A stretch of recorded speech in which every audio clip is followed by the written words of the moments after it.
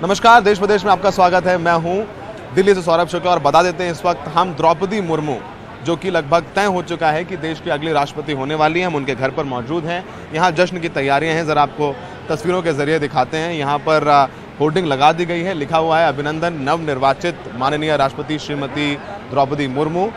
कुर्सी लग गई है, कुर्सी पे सफ़ेद तावल है और यहाँ पर जब मुर्मू जीत जाएंगे आधिकारिक तौर पर तो यहीं पर चुनाव आयोग के अधिकारी आकर के उनको सर्टिफिकेट देंगे। आपको बताएं कि अभी मतगणना चल रही है, वोटों की गिनती जारी है और जल्द ये औपचारिक रूप से ऐलान हो जाएगा कि द्रौपदी मुर्मू ही देश की अगली राष्ट्रपति होंगी। आपको बताएं कि दूसरे राउंड में द्रौपदी मुर्मू को 1349 वोट, वहीं यशवंत सिन्हा को 537 वोट मिले हैं। 15 वोटों को अवैध घोषित किया गया है। गैर एनडीए दलों के 99 सांसदों ने द्रौपदी मुर्मू को वोट किया है। बीजेपी के सूत्रों के मुताबिक ट्रेंड दिखा रहे हैं कि मुर्मू को 70% से ज़्यादा वोट मिल चुके हैं, यानी अब जैसे जैसे काउंटिंग होती जाएगी द्रौपदी मुर्मू का लगभग जीतना तय माना जा रहा है, इसमें कोई शंका नहीं। और जैसे ही वो जीतेंगी उनको सर्टिफिकेट दिया जाएगा। यहाँ पर देश के प्रधानमंत्री नरेंद्र मोदी आएंगे, उनका अभिवादन करेंगे, उनको कॉन्ग्रेचुलेट करेंगे। ऑफिशियल भाषा में बोला जाए, क्योंकि जैसे ही उनको जीत का सर्टिफिकेट मिलता है द्रौपदी मुर्मू जी को, वो प्रेसिडेंट इलेक्ट हो जाएंगी, तो प्रधानमंत्री उनको कॉल ऑन करने आएंगे। और आपको दिखाएं, यहाँ पर ज़बरदस्त तैयारियां हैं, मीडिया का जमावड़ा है। केंद्रीय मंत्री धर्मेंद्र प्रधान, जो कि खुद उड़ीसा से आते हैं, वो खुद यहाँ पर तैयारियां कर रहे हैं, तैयारियों में लगे हुए हैं। तो पूरी तैयारियां हो चुकी हैं। द्रौपदी मुर्मू अभी अपने घर पर ही मौजूद हैं, अंदर मौजूद हैं। उनसे मिलने भी लोग आ रहे हैं, कुछ बधाई देने वाले भी आ रहे हैं। और जैसे ही प्रधानमंत्री मोदी यहां पर पहुंचेंगे कॉल ऑन करने के लिए, उसके बाद लगभग पूरी कैबिनेट यहां पर आएगी। तो अब हम आपको लिए चलते हैं दिल्ली के बीजेपी ऑफिस। जी, तो हमारी सहयोगी पूजा अभी मुंबई से हमारे सहयोगी पूजा ही मुंबई जुड़ चुकी है। तो पूजा, हम इस वक्त द्रौपदी मुर्मू के घर पर हैं, जश्न की तैयारियां हो गई हैं और मुंबई में भी काफ़ी आपने देखा है कि बीजेपी के नेता हैं वो उत्साहित हैं। तो पूजा, अब आगे बताइए कि क्या कुछ आप बताने वाली हैं देश प्रदेश में हमारे दर्शकों को। जी बिल्कुल सौरभ, और जैसा आप कह रहे थे कि बीजेपी ने किस तरह से जश्न की तैयारियां भी शुरू कर दी हैं। जैसे ही द्रौपदी मुर्मू के पक्ष में जाते हुए रुझान नजर आ रहे हैं, तो बीजेपी किस तरह से जश्न मना रही है, बीजेपी दफ्तर से ही तस्वीरों के साथ और जानकारी दे रहे हैं हमारे सहयोगी परिमल कुमार।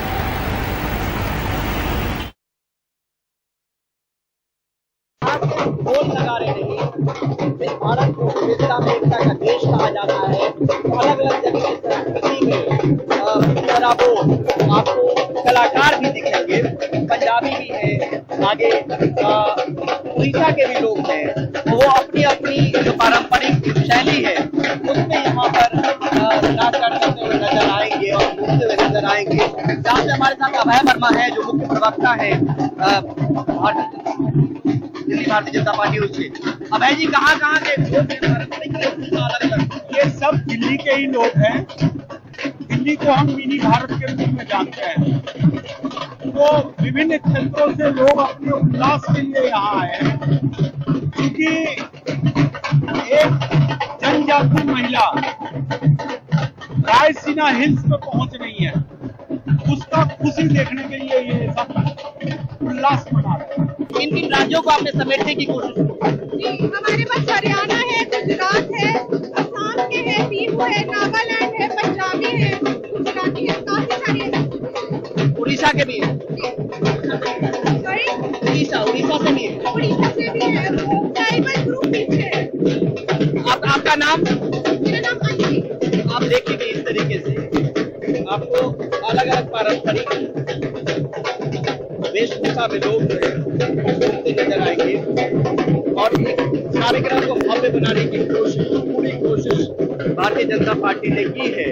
उधर आप देखेंगे गुजरात का गरबा भी आपको नजर आएगा और आगे अगर आपको दिखाएं तो उस तरफ भी अगर दिखाएं तो एक अलग अलग पारंपरिक अंदाज में जो है वो यहाँ पर लोग, आप देखेंगे यहाँ से इस तरफ अगर आपको दिखाएं तो आप देखेंगे यहाँ पर ये देखो ये लोग हैं जो यहाँ पर ये तमाम लोग ये देखो इस तरीके से।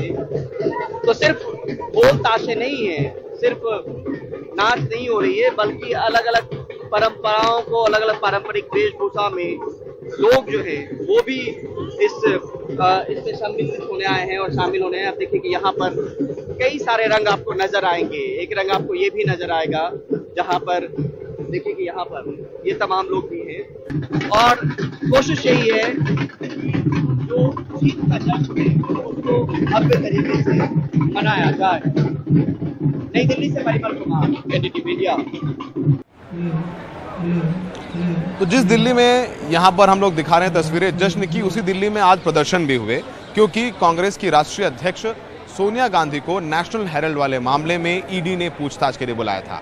आज सोनिया गांधी से ईडी ने लगभग 3 घंटों तक पूछताछ की है और 25 जुलाई को उन्हें फिर से वापस बुलाया गया है पूछताछ के लिए। और जब तक आज पूछताछ हुई सोनिया गांधी से, दिल्ली में और देश भर के तमाम शहरों में कांग्रेस के कार्यकर्ताओं ने प्रदर्शन किया। कई पूर्व मंत्री, सांसद दिल्ली में उन्होंने अपनी गिरफ्तारी भी दी है। देखिए हमारी ये रिपोर्ट। दिल्ली से चंडीगढ़ और बेंगलुरु तक कांग्रेसी कार्यकर्ताओं का प्रदर्शन चलता रहा और पुलिस उन्हें रोकने की कोशिश करती रही।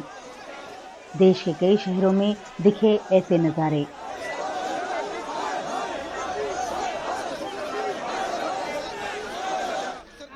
सोनिया गांधी से ईडी की पूछताछ को कांग्रेस ने एजेंसियों का दुरुपयोग बताया। ये भी कहा कि ईडी सोनिया से घर जाकर पूछताछ कर सकती थी।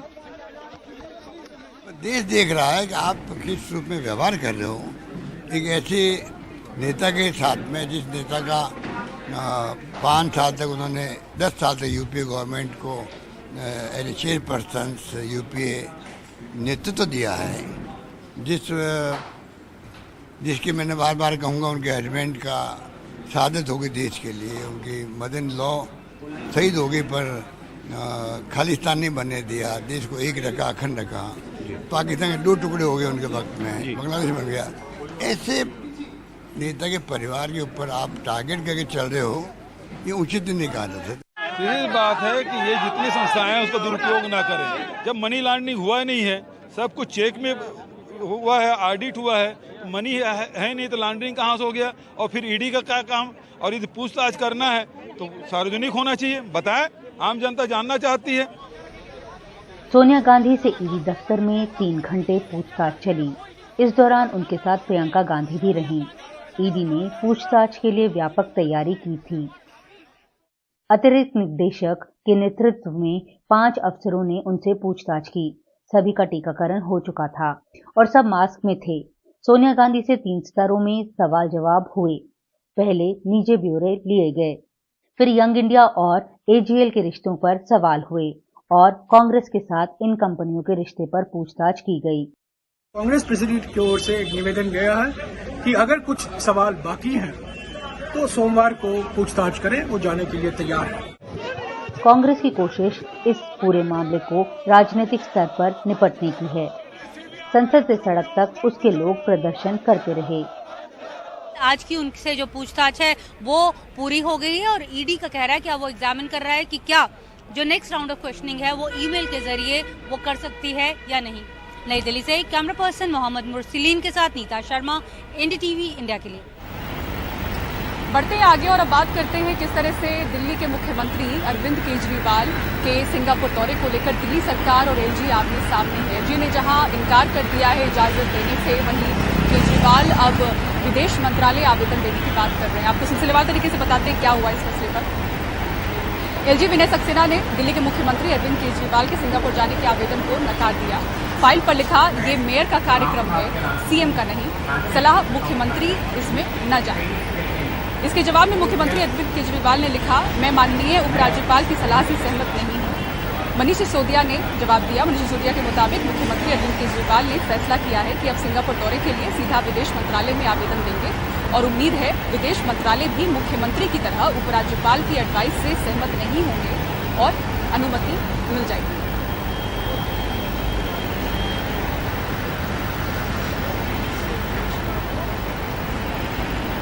और इस वक्त देश प्रदेश में रुक रहा एक ब्रेक के लिए, ब्रेक के बाद बात करेंगे 16 जुलाई को ही जिस सड़क का उद्घाटन हुआ वो बारिश में धंस गई। पूरी खबर और तस्वीरें ब्रेक के बाद। आप बने रहिए देश प्रदेश के साथ। कर्नाटक के पूर्व मंत्री ई ईश्वरप्पा को कर्नाटका पुलिस ने क्लीन चिट दे दी है। आपको बताएं कि रिश्वतखोरी का आरोप लगाते हुए एक व्यापारी ने खुदकुशी कर ली थी। अब विपक्ष का कहना है कि कर्नाटका में बीजेपी की सरकार है, ई ईश्वरप्पा उनके मंत्री हैं, इसलिए कर्नाटका पुलिस ने सरकार के दबाव में उन्हें क्लीन चिट दी है। देखिए हमारे सहयोगी निहाल किदवई की रिपोर्ट।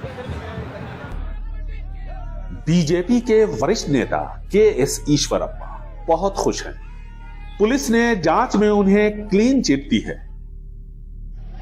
ये तस्वीर इसी साल 15 अप्रैल की है, जब पार्टी आलाकमान के दखल के बाद ईश्वरप्पा को पंचायती राज मंत्री पद से इस्तीफा देना पड़ा था।